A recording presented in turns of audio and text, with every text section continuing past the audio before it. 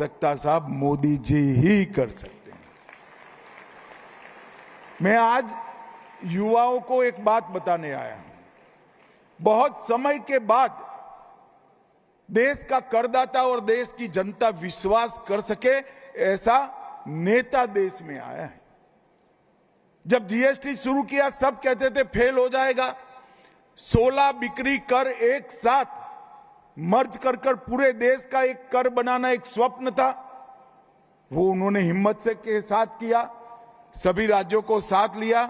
80,000 करोड़ से शुरुआत हुई थी और जीएसटी 80,000 करोड़ से 2 लाख कलेक्शन तक पहुंच गए। 2 लाख, पहले 80,000 करोड़ की शुरुआत थी, वो 2 लाख तक पहुंचे। वैसे तो 60,000 से शुरुआत थी, मगर थोड़ा पुख्ता होने के बाद 80,000 करोड़ हुआ, 2 लाख करोड़। अब मुझे बताओ, आपके स्टार्टअप में इनकम बढ़ता है तो आपको अच्छा लगेगा या बुरा लगेगा?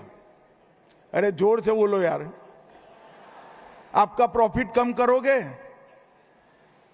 80,000 से 2 लाख करोड़ हुआ। मोदी जी ने रेट आधे और 1/3 कर दिए, कई सारी चीजों में शून्य कर दिए और देश की जनता को ये बताया कि सरकार का उद्देश्य देश चलाने के लिए पैसा प्राप्त करने का है, जनता का शोषण करने का नहीं है।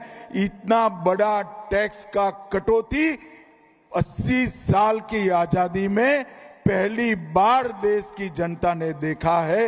ये जीएसटी के रिफॉर्म बताते और एक बहुत बड़ा रिफॉर्म करदाता और सरकार के बीच में विश्वास का एक ब्रिज बनाने वाला रिफॉर्म है। करदाता को विश्वास हो गया है, प्रामाणिकता के साथ टैक्स भरेंगे। अगर सरकार की जरूरियात से ज्यादा टैक्स होगा तो हम कम कर देंगे। जब मोदी जी की सरकार आई, 2.5 लाख रुपए तक इनकम टैक्स में छूटी थी। 2.5 लाख से ज्यादा जो कमाते थे सब टैक्स भरते थे। आज देश में 12 लाख तक आप कमाओ, 0 टैक्स इनकम टैक्स करने का काम नरेंद्र मोदी। ये दोनों उदाहरण इस बात के द्योतक हैं कि सरकार टैक्स को जनता के शोषण के लिए नहीं बढ़ाना चाहती, जनता के देश के विकास के लिए, आत्मनिर्भरता के लिए बढ़ाए।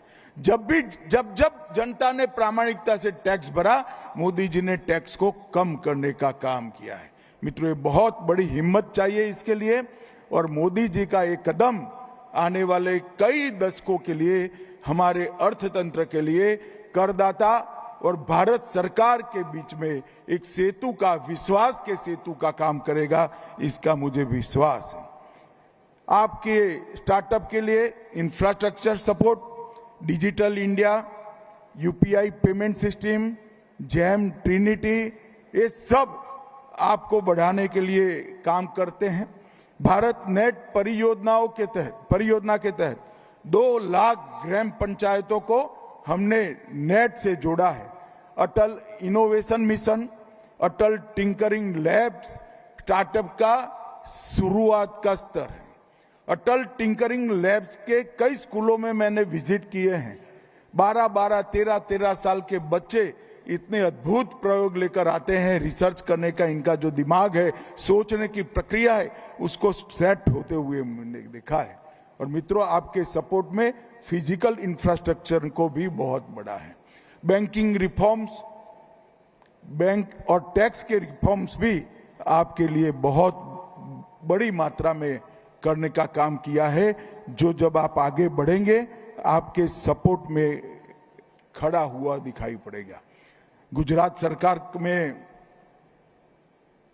कल ऋषिकेश भाई और सुनैना बेन कार्यक्रम के बारे में मुझे बताने के लिए मिले थे। मैं एक सार्वजनिक रूप से स्वीकार करना चाहता हूं, गुजरात सरकार ने स्टार्टअप में इतना अद्भुत काम किया है। यहां से सांसद होने के बावजूद भाई मुझे मालूम नहीं था, मुझे कल ही मालूम हुआ।